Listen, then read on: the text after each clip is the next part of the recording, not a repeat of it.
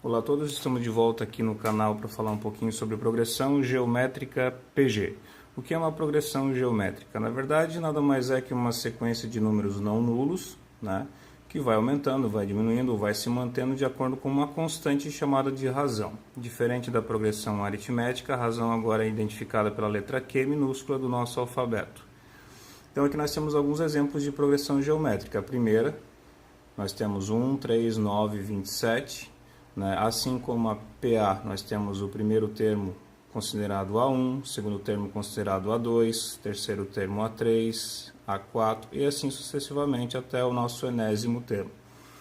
Então, como é que eu sei que isso é uma progressão geométrica? Porque se eu pegar o segundo termo e dividir pelo primeiro, eu vou ter 3 dividido por 1, que é 3. Se eu pegar o terceiro termo e dividir pelo segundo, 9 dividido por 3 também vai ser 3. E assim sucessivamente, ou seja, nós temos uma constante chamada razão igual a 3. Mesma coisa que o segundo exemplo, uma PG 2, 4, 8, 16 infinitamente. Razão 2, porque se eu dividir o segundo termo pelo primeiro, o terceiro pelo segundo, o quarto pelo terceiro, nós vamos obter o valor 2, que é a constante que faz com que essa PG se mantenha como uma sequência numérica de razão 2. Diferente da PA, que era somando ou diminuindo, na PG nós temos uma progressão que vai aumentar ou diminuir de acordo com uma multiplicação ou uma divisão. Então aqui nós temos um esquema que diz como calcular a razão de uma progressão geométrica. Razão Q minúsculo, eu vou pegar ou o quarto termo dividir pelo terceiro, ou o terceiro dividir pelo segundo, ou o segundo pelo primeiro, e assim sucessivamente. Qualquer termo dividido pelo seu antecessor, eu vou estar encontrando a razão dessa progressão. Agora aqui algumas classificações da progressão geométrica.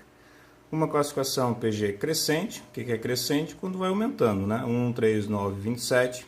PG decrescente, quando vai diminuindo a partir do primeiro termo.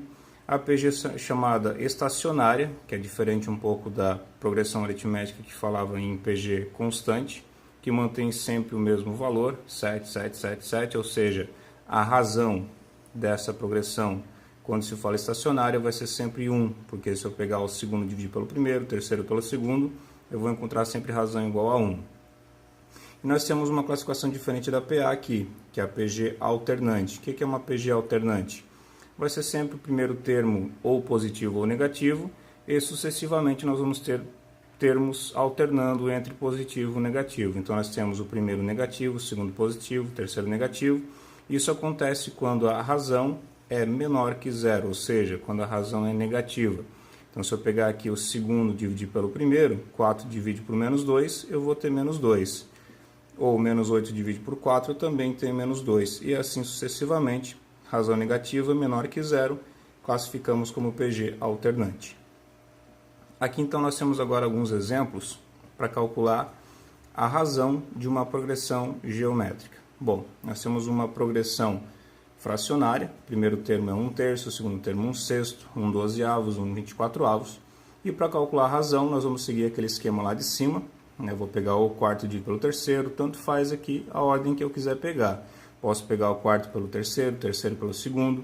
Ele já está dizendo que é uma progressão geométrica, não tem que provar nada se é uma PG ou se não é. Então basta calcular a razão escolhendo qualquer um desses termos para dividir.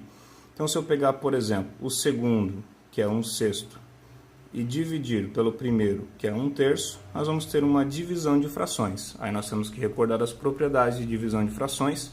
O que é que eu faço?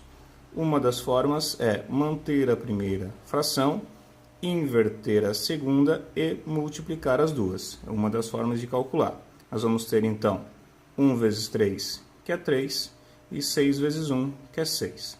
Lembrando que esta fração não está na forma irredutível, então eu posso simplificar ela toda por 3, eu vou obter a razão igual a 1/2.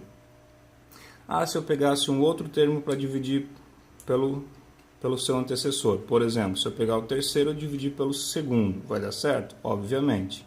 Então se eu pegar aqui 1/12 dividido pelo segundo, que é 1/6, tem uma segunda forma de resolver isso aqui. Divisão de frações, eu posso multiplicar meios pelos extremos, sempre começando pelo primeiro numerador. 1 vezes 6, 6, e depois 12 vezes 1, que é 12. Nós temos também uma fração onde os dois números são múltiplos, Então eu posso simplificar essa fração direto por 6, eu vou obter a razão igual a 1/2, uma razão fracionária. Pode acontecer? Obviamente sim. Segundo exemplo, nós temos aqui uma PG fracionária que também envolve raiz quadrada. Vai acontecer alguns casos nesse sentido também. Então eu posso escolher mais uma vez qual divisão eu quero fazer. Segundo pelo primeiro, terceiro pelo segundo, tanto faz. Vamos fazer os dois casos aqui para a gente entender bem. Então, para calcular a razão dessa progressão geométrica, eu vou pegar o segundo, que é 2 raiz de 3 sobre 9, e dividir pelo primeiro, que é 2 terços. Então, usando aquela primeira propriedade da fração que eu fiz lá em cima, vamos fazer o seguinte: copiar a primeira fração e inverter a segunda. O inverso de 2 terços vai ser 3/2. A divisão vai se tornar uma multiplicação. Agora eu vou continuar aqui embaixo. Vamos ver o que vai acontecer. O 2 é um fator externo à raiz, e o 3 também, porque não possui raiz com ele. Então eu posso multiplicar o 2 vezes 3 tranquilamente. 2 vezes 3 vai dar 6. Essa raiz quadrada não multiplica com nenhuma raiz, então vai permanecer a raiz de 3 aqui. E no denominador nós temos 9 vezes 2, que é 18. Pois bem, nós temos uma fração que também não está na forma irredutível. A gente lembra que o fator externo à raiz com o fator externo eu posso dividir ou simplificar, e o fator que está no radical aqui eu não posso dividir com outro que não esteja no radical. Então eu posso simplificar esse 6 com esse 18. O 6 e o 18 são múltiplos de 6, eu vou dividir tudo por 6. 6 dividido por 6 permanece 1. 18 dividido por 6 vai ficar 3, e a raiz, que não teve nada a ver com isso, continua ali. Então, esse 1 na frente é só para identificar que eu tenho uma raiz de 3. Ele não precisa estar aparecendo aqui. Então, nós temos a razão valendo raiz de 3 terços. Essa seria a razão dessa progressão geométrica. Pois bem, se eu tivesse que pegar o terceiro termo e dividir pelo segundo, o que vai acontecer? Vamos calcular também. Terceiro termo pelo segundo eu vou ter o seguinte: 2 nonos dividido pelo segundo termo, que vai ser 2 raiz de 3 nonos. Mesmo procedimento, eu posso fazer na inversão da segunda fração, eu posso multiplicar meios pelos extremos, também posso. Por exemplo, 2 vezes 9 vai ficar 18. E aqui nós temos também 9 vezes 2, fator externo com fator externo, fica 18, e a raiz de 3 multiplica com ninguém lá, permanece a raiz de 3. Agora nós temos o seguinte: 18 dividido por 18 é 1. Aqui embaixo vai permanecer a raiz de 3. Agora nós temos uma outra propriedade aqui que diz o seguinte: numa fração, a raiz quadrada ou raiz cúbica independente, raiz não deve ficar no denominador. Então nós temos que realizar o procedimento chamado racionalização. O que é racionalização? Multiplicar toda a minha fração pela raiz que está no denominador. Ou seja, se aqui tivesse uma raiz de 2, eu multiplicaria toda essa fração por raiz de 2. Como é raiz de 3, eu multiplico tudo por raiz de 3. O que acontece então? 1 vezes raiz de 3 fica 1 raiz de 3. Raiz de 3 com raiz de 3 eu posso multiplicar, porque os dois têm radicais de mesmos índices. Então, raiz de 3 vezes raiz de 3 fica raiz de 9.